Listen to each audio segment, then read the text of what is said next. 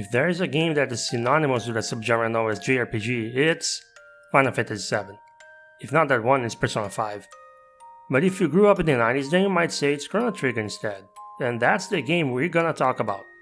Chrono Trigger might not be as mainstream relevant as it used to be outside of hardcore JRPG fans, but that's because Square Enix refuses to give it a proper multi-platform port or remaster. It's kinda sad because this year marks the 30th anniversary of the game. Well, the original release on the SNES. Chrono Trigger got a PlayStation port as part of a compilation called Final Fantasy Chronicles in 2001, and a Nintendo DS remaster of some sort in 2005, which more or less became the basis for the mobile and Steam ports. The Steam port came out in 2018, and I understand that for many of you that wasn't long ago. However, that port was a total disaster for a while, and even now, with many of its problems fixed, I could argue it's still worse than the DS version. But we're getting a little ahead of ourselves. There are many videos up there discussing what makes Chrono Trigger so great. Now it's my turn to explain what makes this an appealing game even if you weren't born when it was new. Why this might be the ultimate essential must-play for fans of JRPGs and anyone who needs a game to introduce them to this style of game. This is Lucas from Game Over Hell, and this is our Chrono Trigger retrospective and review.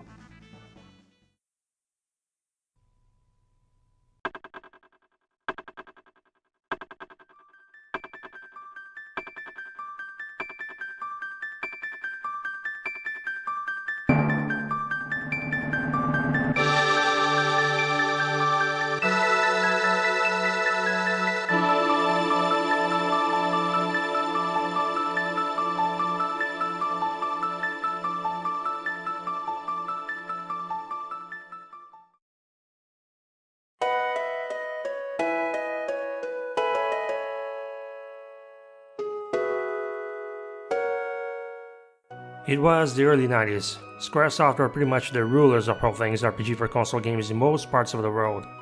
Enix, a publisher with its own share of RPGs for consoles, might have been Square's greatest rival in their home territory of Japan, due to their exclusive rights over Dragon Quest games. Dragon Quest and series main artist Akira Toriyama were both huge in Japan. Can you imagine how incredible it would have been if Final Fantasy producer Hironobu Sakaguchi, Yuji Horii, and Akira Toriyama got together one day and decided to recruit a large team to develop a game? Well, that's kinda what happened. Squaresoft's idea of creating an RPG with time travel as its main theme sparked from a casual lunch conversation between those three guys. They didn't mean anything serious with it, but some developers and planners from Squaresoft caught wind of it. Sometime between the development of Final Fantasy V and VI, a group from Square approached Yuji Horii with a pitch and he got really into it. The planning stages of Chrono Trigger's development would last a whole year. The second year was dedicated to actually developing the software itself and have it ready for shipping in 1995. Though according to Sakaguchi, the development wasn't easy, and at one point they had to restart development from scratch, which makes that development schedule rather insane, and explains why some of the ambitious features originally planned had to be scrapped. That means Chrono Trigger was created in 2 years, with what at the time was their biggest headcount ever, at least half which were new developers at the company. You all know about the dream team of Sakaguchi, Horii, and Toriyama and how gaming journalists tend to give them complete credit over the creation of the game, right? Well, the truth is never that simple, even though they were definitely instrumental into keeping the project in the right path.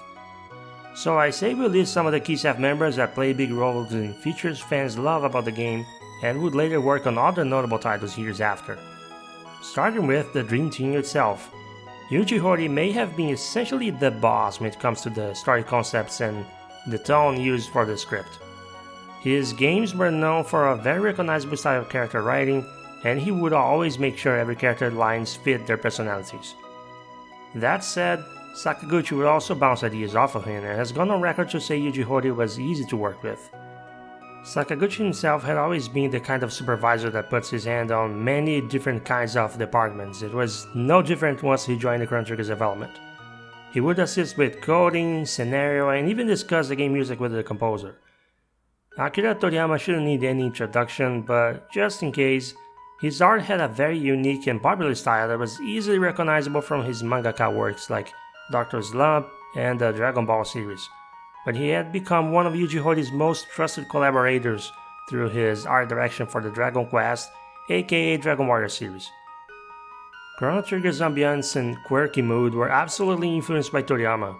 He played a key role in guiding where the graphics department and character writing would go through detailed concept art.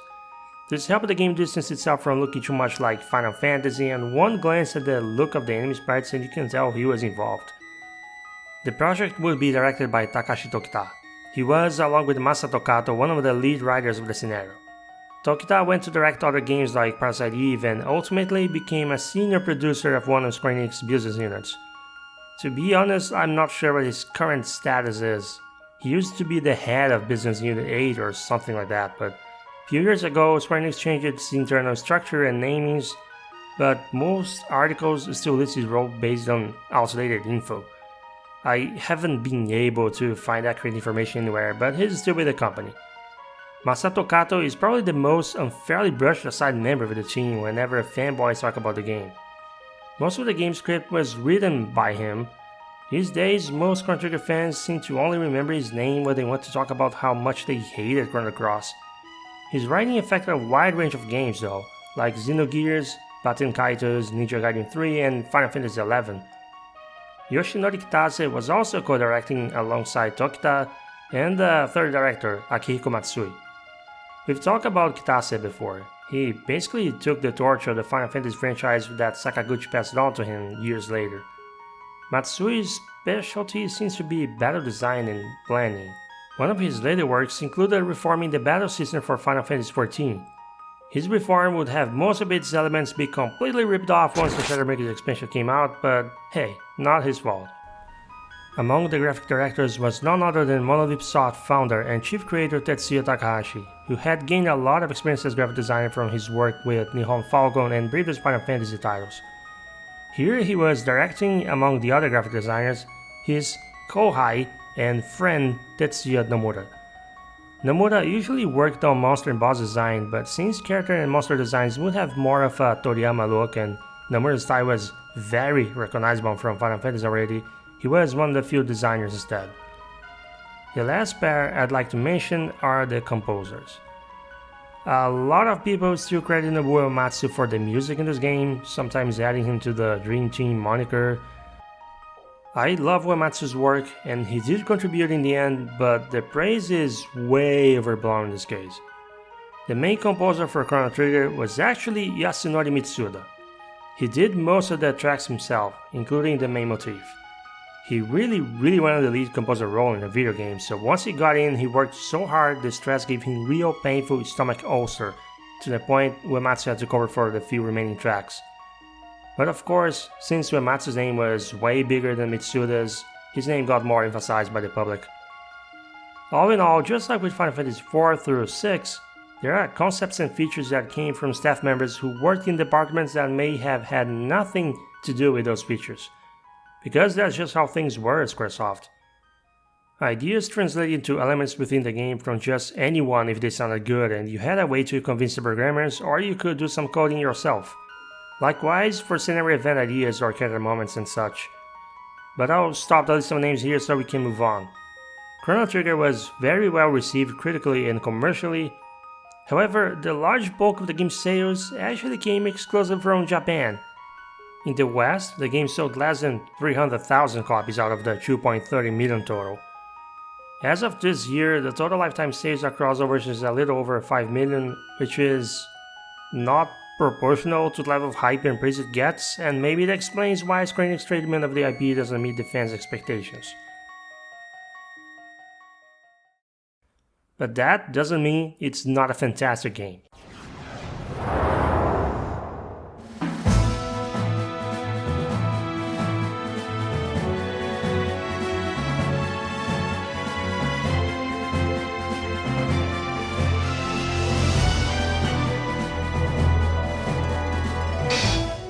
There will be spoilers for the first few chapters of the game. Skip to this part of the video's timeline if even very early events are too much information for you. Chrono Trigger tells the tale of a group of friends from fictional planet, I guess it's Earth, in the year 1000 AD. Hold on, that implies Jesus Christ was born in the Chrono Trigger universe. Let's not think too deeply about this. I'm sure no one named Tetsuya Takahashi will run home with this at all. Anyway, the story begins with the protagonist you control, called Chrono, being awakened by his mom. They essentially named the protagonist after the game's title, didn't they? You're visiting a fair celebrating the turn of the year 1000 under the peaceful rule of the Garya dynasty. There you run into a pretty girl, literally. And like all pretty teenage girls are wont to do after being accidentally injured by strangers, she decides to hang with you. At this point, you can partake in the many events in the fair and she will react to it. The story moves forward when you go see the scientific demonstration your friend Luca and her dad are holding up north in the square. You volunteer for the potentially life-threatening teleportation device demo without a second thought, which works to everybody's surprise. When Marl volunteers to do it as well, something about her pendant causes a time portal to appear when the teleportation device is turned on, and she gets sucked into it. Being the protagonist that you are, you decide to go rescue her. When you reach the other side, you learn that portal took you to 400 years in the past, and Marl was mistaken for the queen of that time. But those were times of war against Magus and his army of monsters, and with Marl being mistaken for her, nobody rescues the real queen, who is one of her ancestors, which soon causes Marley to cease to exist. Luca shows up to explain all that and then joins you in the quest to find and rescue the real queen, so history as you knew it can be restored. With the help of a frog who may or may not speak you in Old English depending on what version you play, the three of you rescue the queen from scheming monsters and Marl reappears. With her connection to the royal family revealed, she tells you too she's actually the Princess Nadia, heir to the throne of Garden in 1000 AD. When you return to your time to take her home, you're immediately branded as criminal and put on trial for kidnapping a princess. And this is one of the most talked about chapters of the story. During the trial, many of your actions during your time hanging with Marl in the fair affect the jury's judgment of your character. Taking bad decisions like eating an old man's lunch or trying to sell Marl's pendant to a weapon dealer will make you more guilty. Taking good decisions like leading a little girl's kitten back to her will make you less guilty. It's possible to end the trial without a single one of the old man clones picking a guilty vote. While all of this is really cool, the only difference in the final result is that a few lines of dialogue will change. You get put on jail for 3 days with death sentence no matter what. And once you're in the dungeons, you can actually decide if you will wait the 3 days or if you will break out of your cell. If you wait, you get rescued by Luca before you're executed. If you break out, then you have to work your way out of the dungeons, which includes a little bit of simple stealth kill gameplay, and from my understanding also some extra items. None of them are unique missables though. Whichever route you take, both leading to you and Luca escaping the dungeons, being joined by Marl who snaps at her dad, and the three of you opening another time portal to escape from a dead end. This time, the portal leads the group into the distant future of 2300 AD, and the future looks very depressing. The planet is a bunch of ruins overrun by mutants and machines. The surviving humans are starving to death and dare not leave the few shelters scattered around the land. Exploring this dark world with the help of Luca, you're able to find information about when and what this apocalypse was triggered by. In the year 1999 AD, a giant monster emerged from under the earth, raining absolute destruction all over the planet's surface. Its name was Lavos. And now that you know the truth, the three of you decide to change the course of history, just like when you saved Marl and the Old Queen 600 AD. And that's when the main plot truly begins. Using Luca's time-traveling device, you begin a quest through many different key historical periods in order to find a way to stop Lavos from awakening in the doomsday of 1999.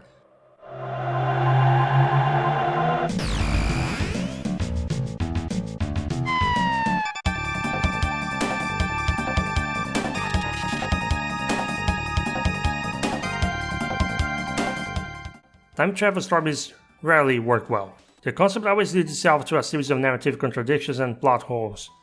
I'm not gonna say Chrono Trigger doesn't have any of those, but at the very least the main story is very easy to follow, and the game makes its own rules of time travel and the consequence of it fairly clear for the most part. There is no escalating butterfly effect here. The effects of changing history are far more simple than that, for the sake of preventing the story from becoming convoluted. It might seem like a weird coincidence that the time portals always lead you to the most pivotal moments in the setting's timeline, but from a storytelling perspective, this works in the game's favor. It makes Chrono and his friends' involvement in those periods meaningful and important, therefore making the player feel like they're actively being part of those historical moments. Not doing this might sound more realistic, but I can't think of a narrative experience less engaging in an RPG than knowing all the most interesting parts of the plot already happened by the time I got anywhere. Well, there are exceptions, and it usually requires making the character writing incredibly good. To be quite honest, a simple explanation as to why such times were chosen for travel is because the old man at the end of time simply wants it that way. It never is quite explained why said eras are chosen other than to keep the narrative concise and brief. It really doesn't matter. Sure, talk about it being very convenient, but it's a goddamn story with time traveling in it, man. Not Mario's missing. All that's necessary is for the story and characters to be written well. I think you mean Mario's Time Machine, but you're right. That's not gonna stop random people from the internet from nitpicking it though. The cast of Chrono Trigger's colorful and seemingly whimsical setting has more depth than it seems. Every character has a personal arc, giving them really human motivations. Even Robo, who is supposed to be a machine. And I think the secret sauce is that, like with the main plot, the depth and perhaps some complexity are there if you look for it. But absorbing and understanding what motivates them is actually really easy. For some enthusiasts of more mature and darker stories, maybe there could be more. But this relative simplicity they deliver the narrative with in this game is one of the main reasons Chrono Trigger is considered a standard that fans of RPGs worldwide look up to when coming up with their own creations. And there's the pacing. I've talked about how good the pacing of the story of Final Fantasy VI is, but Chrono Trigger might be even better paced. If you don't go out of your way to do side quests, the story is always moving forward without feeling rushed or sacrificing character development. Of course, if you play the DS or PC ports, then that's completely different. The side quests and extra chapters added to those versions force your space into a crawl and don't match the style of the base game in the slightest. But they exist exclusively for hardcore fans of the Chrono series who want more lore completing some of the bigger picture. Lore is also what most of the NPC dialogue constitutes of. The game's story progression is very linear overall, and you rarely need to be told where to go or what to investigate by any optional dialogue. So talking to NPCs is usually something you do to get more world building. They don't dump huge chunks of text, so it's all very digestible and even interesting to learn. You might also notice when talking to NPCs or even during some of the story events, you can walk around while the dialogue is being displayed. This is actually a remnant of a feature the developers wanted to include in the final game. They called it Active Time Event Logic System, and it was originally going to be expanded into letting the player interact with the characters and environment during story scenes in order to change how it will all be played out. In the end, there wasn't going to be enough time to work on something like this on top of the other relatively complex features already included in the project. By the way, if you already played Chrono Trigger, I hope you don't think you're some kind of genius for pointing out all the paradoxes in the story and how that makes the theme of changing history flawed or something. Those paradoxes were deliberately included in the narrative in order to keep the plot itself linear. This was confirmed by developers way back in '95 on interviews. Towards the last few chapters, the game opens up with a bunch of side stories focusing on specific characters, much like how Final Fantasy VI did it. However, the execution is significantly simplified to the point you're probably not going to get lost trying to figure out where to go or what to do to complete those side stories. They are often very contained to a certain area, and the entire game doesn't have that many NPCs to talk to, or areas to go, so even if you do somehow get lost, it doesn't take too long to get your bearings again and complete whatever side quests you have to do. It is worth it though, you get to know some very important things about some of these characters, and it's vital for them to be properly fleshed out. Overall, I was very impressed by how well the narrative elements in Chrono Trigger hold up to this day, and how they were able to give players such a deep setting without making the writing complicated or overstates welcome. Well, I still don't like the dinosaur era. When you have to go there to find the rare material or whatever. That chapter is one of the very few instances in Chrono Trigger when it feels like boring filler content. Other than that, yeah, this is one of the most well-paced JRPGs you can find. Starting with the PlayStation port, anime FMVs were added to the game. If you're a huge Toriyama fan, those should be really cool additions. But personally, I think they look very out of place. They always focus only on Chrono and whoever the mandatory ally is, so it's like the rest of the cast is just not there at times. The game will also still play the story event in its original in-engine form right after the FMV, which means you see the events happening twice, which just looks odd and really breaks the flow. I also don't like how buff Chrono looks in those FMVs. He's supposed to be 17, but he looks like he could arm wrestle Dwayne Johnson or something. What the hell? Oh, you know, man. That's just his supplement line. Chrono Creatine, 100% natty status confirmed.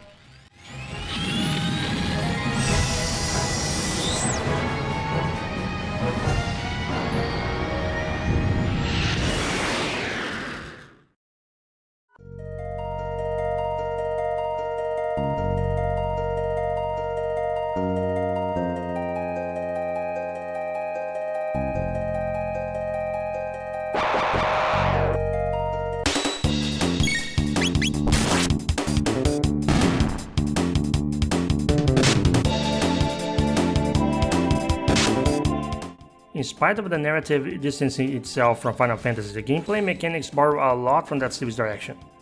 In a nutshell, if you played Final Fantasy 4, 5 or 6, you would feel mostly at home playing Chrono Trigger. Some systems are far more streamlined though, and this is one of the main reasons I always tell people new to the JRPG subgenre that this is the game to start with. Magic and character skills come in compact lists, learned purely by winning battles, with a menu even telling you how many tech points you need to unlock the next one. The gear progression is very linear until close to the end game, and you only have one accessory slot to worry about. They definitely don't flood you with those compared to the relics in Final Fantasy VI, so for better or for worse, it's easier to pick what accessory to equip based on personal playstyle or what you're going to be fighting. Armor type is split between unisex, male only or female only, but every character only uses one type of weapon. I tried my best at explaining the point of the ATB system and why I didn't agree with labeling it a turn-based system in my Final Fantasy reviews. And if you have seen my Final Fantasy VII review, you know how I thought the ATB battle system was starting to regress in that game. Well, in Chrono Trigger, it's the opposite of a regression. This might be the best implementation of that combat system ever. It's not even a Final Fantasy game. The basics are the same. When the gauge fills to the max, you can select an action for that character. By default, everything happens in real time, in spite of using menus.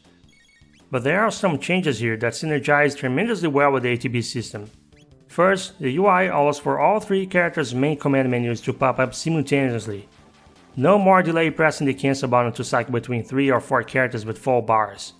Second, thanks to the much more compact tech list for individual characters, you're much less likely to get lost looking for the one skill you want to select. Enemy encounters are not random, they're usually visible from the start, and sometimes you can avoid starting them completely if you're careful. Although it really feels like in the later half of the game, most encounters are unavoidable and they sort of gave up trying to give you alternatives. Every encounter comes with a unique little intro, some more amusing than others and never wasting much of your time. Each of those intros were handcrafted by the developers and in total they reached the 3 digits across the whole game. When the battle starts, there is no screen transition either, it takes place right there where you found the enemies. The speed of the battle itself is significantly faster than the default speed of Final Fantasy games, but aside from 1 or 2 bosses, it never feels overwhelming. As always, you can adjust the speed in the settings, and you can also change the battle mode from active to wait. That way, both your party and the enemies don't feel the ATB while you browse the item or tech menus. While there's nothing wrong with going that route, here's the obligatory reminder that active mode is what gives the ATB system a reason to exist in the first place. Yes, I continue to mention this in every ATB game review, even if Hiroyuki Ito himself leaves a comment saying I'm wrong. Now, one of the reasons Chrono Trigger's battle system might be the pinnacle of the ATB has to do with why ATB was created in the first place. It was added back in Final Fantasy IV as a way to add more real-time action elements to the combat, making much less of a turn-based system.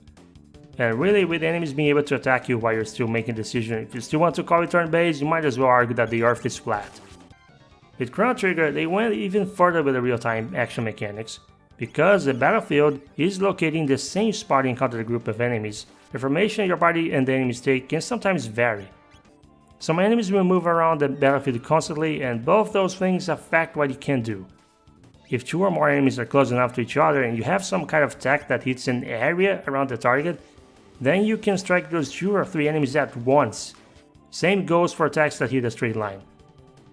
Unfortunately, this mechanic starts getting less and less utilized the more you progress in the game, as magic skills take over and those don't make use of this system at all. I always thought this was odd and disappointing. It's almost as if whoever came up with the magic system forgot about the area of effect mechanic. Thankfully, some of the dual attacks you will still be using later in the game do utilize that feature. Dual attack and triple attack are features that everyone who hears the name Chrono Trigger more or less knows about. It's the flagship unique system where 2 or 3 characters in the party can share their turns to use a powerful combined attack, based on what attacks each of them have learned. Those attacks are listed as separate skills in the menu, grayed out until all the characters required to use it have full ATB bars.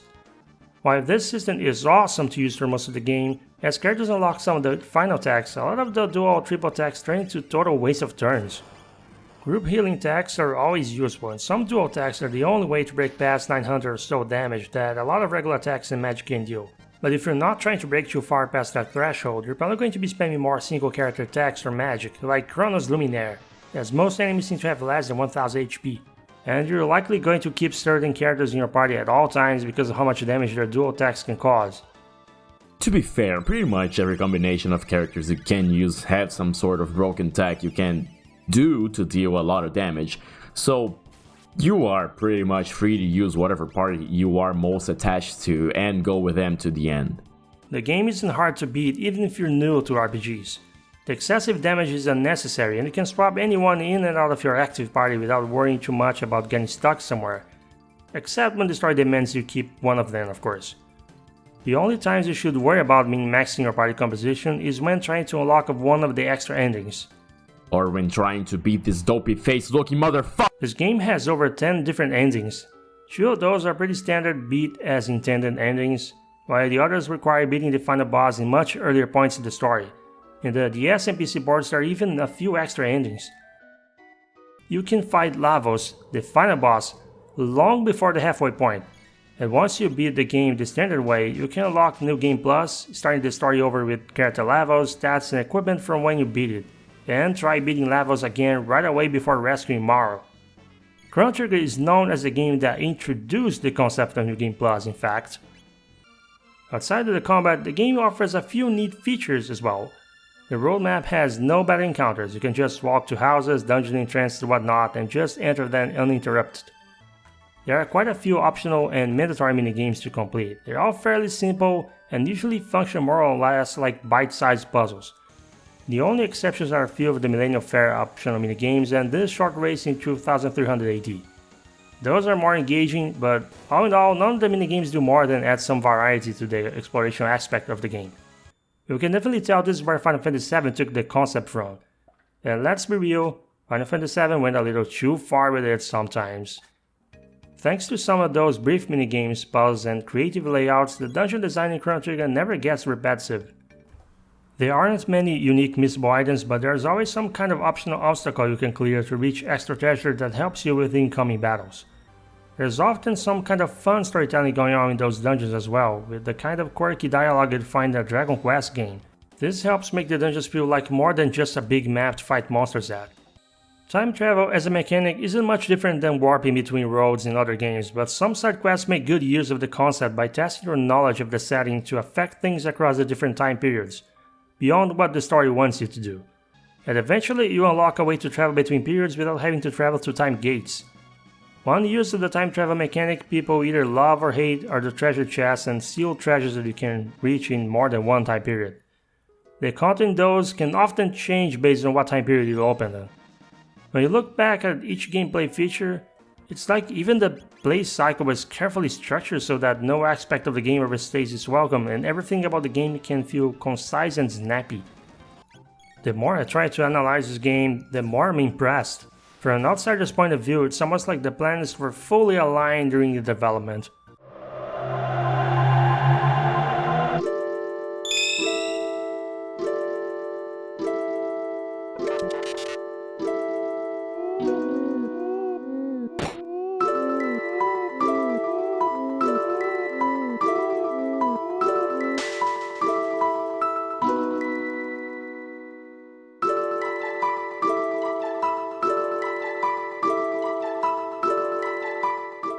This was actually planned to be a city game originally. Square was aware of the Super Famicom disk drive plans Nintendo was considering briefly. You know, the one which at first was going to be built in cooperation with Sony and later with Panasonic instead. When Nintendo abandoned those plans, the game had to be rerouted into another cartridge-based title. How this affected the presentation? Well, the only reason they gave the game's sprites more detail and frames of animation than the typical game was because of that CD format plan. It's a good thing they didn't need to scrap those to fit in the relatively small memory limitation. Although this required them to go with a jaw-dropping huge 32 megabit cartridge instead of 24 megabit. This is actually on the higher end for the SNES cards, so the graphic designers didn't need to be disappointed. A few new techniques were used for the graphical presentation. Many scenery assets and objects in the game were built using 3D then converted as 2D assets. Unless you have experience with pixel art, you probably could never tell which objects in the final game were built that way, which means this worked well without making everything look out of place. Some areas in the game were digitally painted as one single large image file and used as pre-rendered background or places you can move across in the game. The trial scene used one of those images. I guess you could see this technique as the precursor to the pre-rendered scenery in the PlayStation Squaresoft games. They have certainly made great use of those techniques. This is one of the best looking games on the system, and some aspects of its graphical presentation still rival modern games with top-down perspective. Squaresoft games had always a history of being ahead of their time with graphic design and animation technology, and it really shows here. Akira Toriyama's style is translated very well into the character and enemy sprites. Some people say it makes the monsters look like they belong in the Dragon Quest game, but I don't agree. While Dragon Quest games were already accomplishing that kind of translation, the technique used is visibly very different in Chrono Trigger. It's enough to give the sprites a very distinct look that you can't find in any Enix or Squaresoft published game. This game does use Mode 7 for a race minigame and the time gate transition sequences, and computer graphics are used for extra special effects. But you won't see much of that outside of battles and special event scenes. The Overroad, for example, makes no use of Mode 7 at any point. It looks good the way it is though. Some might say it even looks better than the blocky road map in Final Fantasy VI. Sound direction is solid. You will recognize some of the sound effects from other games like Final Fantasy VI, but a lot of SNES games share some of the sound samples anyway, at least as far as I can tell. I didn't do any deep research on this. As for the music, the soundtrack became an instant classic. The SNES sound capabilities are used to their full potential here. The range of music styles is very wide and all of it sounds fitting and memorable. Yasunori Mitsuda did an amazing job and his personal touches made Chrono Trigger music sound very much like its own thing. There even is this particular touch in many of CT's songs that people informally call the Mitsuda lick, since he used it so much in his game soundtrack, and these are such well-known compositions, it kind of was attributed to him for making it popular and inspiring people to add them to their own compositions. This is probably the most remixed and rearranged soundtrack you'll find when searching for fan renditions online. For good reason. I never met anyone who played the game to completion and had nothing good to say about the music. Even if you didn't play the game yet, you might recognize the main motifs or the tracks Corridors of Time or Yearnings of the Wind, aka Wind Scene.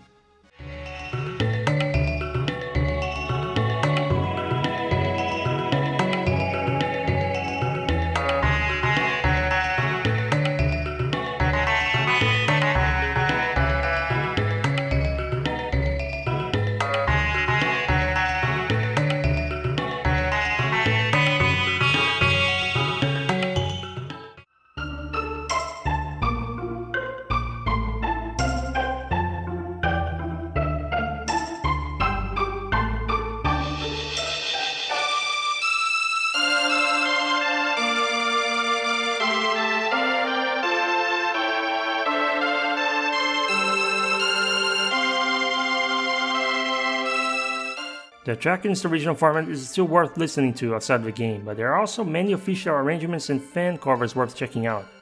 My favorite fan rendition of the soundtrack comes from composer Malcolm Robinson, whose version of the soundtrack sounds almost exactly like what I imagined the music would be like if the game used CD audio. Chrono Trigger is one of the finest examples of presentation that aged really well on the Super Nintendo. No wonder they changed so little when creating the DS version.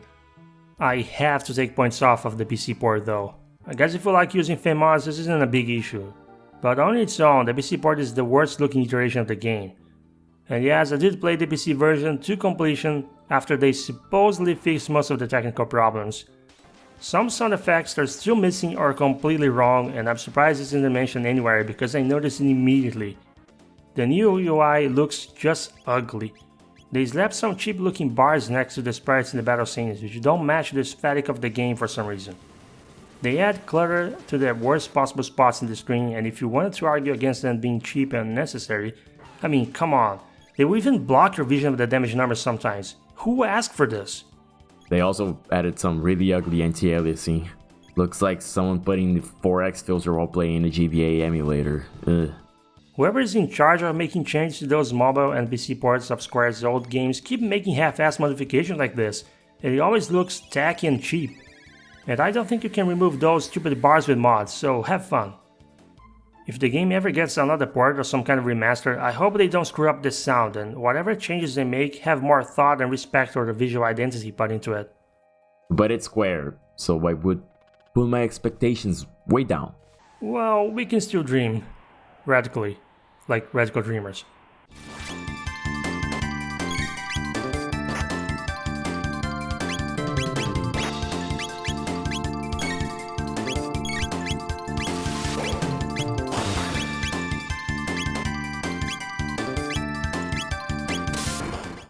I used to be part of the Chrono Trigger is overrated club. After my last playthrough, I definitely don't feel that way anymore. Every critically acclaimed game is going to have fanboys who can't take any kind of criticism towards the media, but yes, this game is pretty much as good as people say. I don't think it's perfect, but it did so much of what the designers and developers wanted that it gets pretty close to that. A scenario that is easy for anyone to follow through, and still offers depth and lore for those who need something more.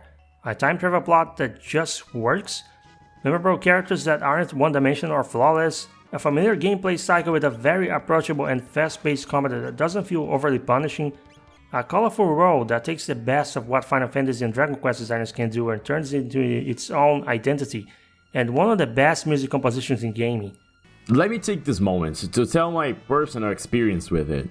I've always heard of Chrono Trigger through word of mouth throughout the ages. I like JRPGs, but I'm very lazy on getting to them because they just take too long to beat, usually.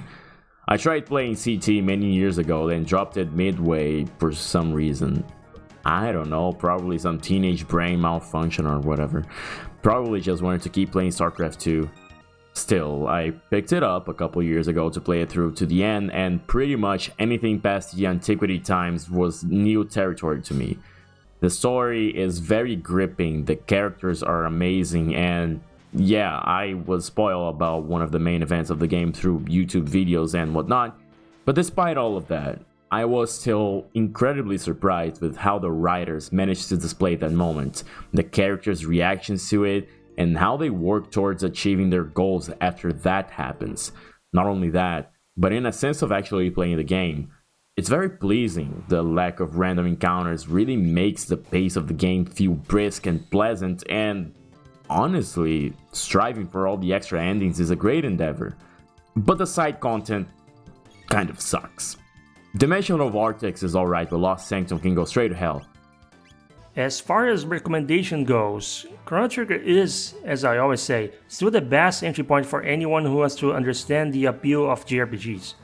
It doesn't matter what your background is.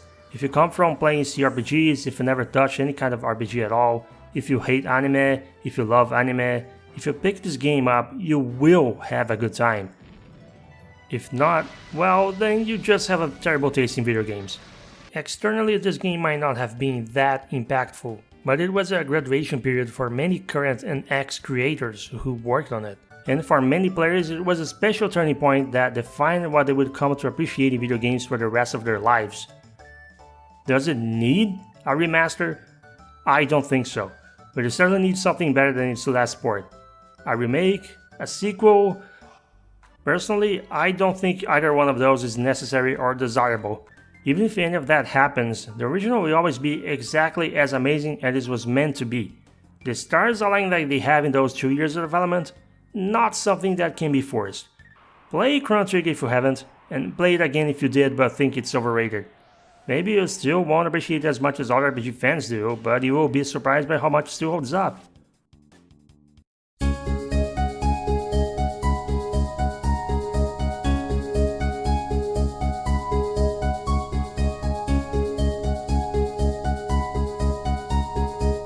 If you watched this video all the way through, thank you so much.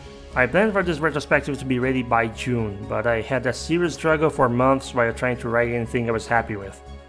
I almost gave up covering the game. It would mean the world to me if you could show some support by subscribing to our channel and liking the video. If you have any memories or thoughts about the game you'd like to share, leave them in the comment down below. We don't reply to every comment we get, but we do read them. As always, thank you for watching. We'll see you in the next video.